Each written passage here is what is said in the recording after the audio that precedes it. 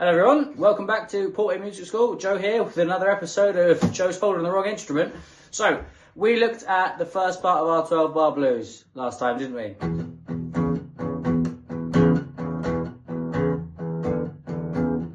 Now, the next part, if that's E, because we're in E, the next chord is A in the 12 bar blues. Now there are two ways you can do this. You're going to take exactly the same thing that you played in our first video, that bit,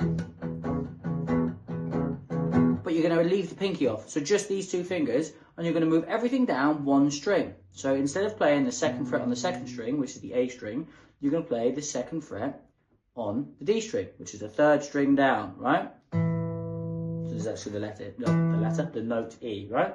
So here, it's basically all you're going to be doing. But again, just playing two strings, but this time you're playing the second string and the third string, not the first and the second. And it will sound thusly. And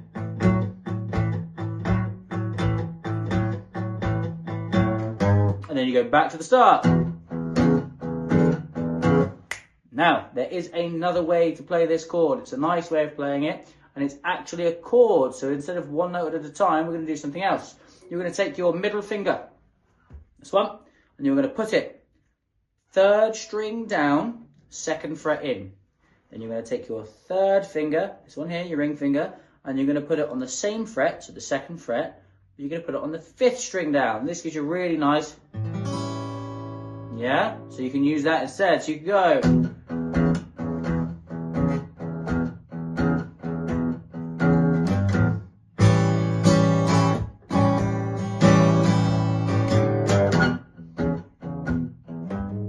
Yeah, lovely. Excellent. Enjoy that. Have a play with those. Pick which one you like. You can use both if you want. It doesn't make a difference. And I'll see you next time for another episode of I Don't Know What I'm Doing. Woohoo!